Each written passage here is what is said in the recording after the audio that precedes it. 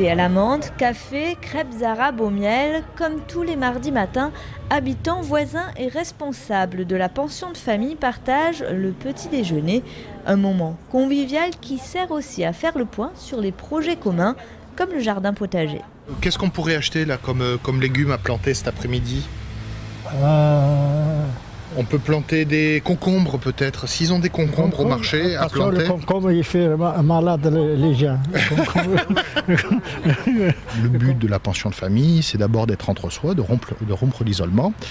Et ensuite, et ça on le note pour beaucoup de personnes, retrouver un sens à la vie et se dire que la fin de vie ou la maladie, ce n'est pas une fatalité et on peut avoir des moments de plaisir et cultiver le bonheur. Le point commun entre les résidents de cette pension de famille, tous sont en grande précarité et ont habité un logement insalubre de Figrolles, un quartier dans lequel ils ont leurs habitudes depuis des dizaines d'années et qu'ils ne voulaient pas quitter. Le quartier était bien, mais la maison, c'est le propriétaire qui était la première.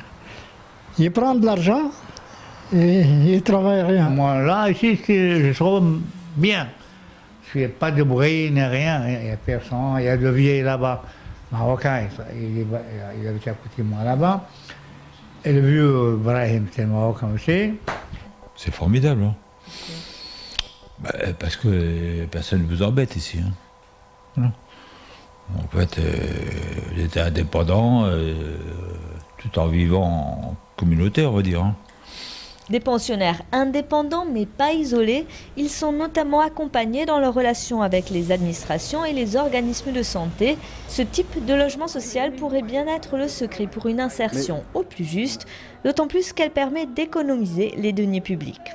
Des économies par rapport aux hospitalisations, par rapport à des problématiques santé qui sont traitées avec une personne volontaire, donc elle va retrouver de la dynamique dans sa vie personnelle, elle va retrouver toute sa place et elle va être de moins en moins dépendante de consommer du médical ou tant d'autres choses que je ne vais pas citer parce que chaque personne est un exemple à part entière.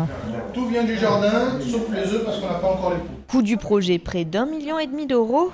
Il a été financé en partie par les collectivités locales et l'opérateur national Adoma, l'ancienne Sonacotra.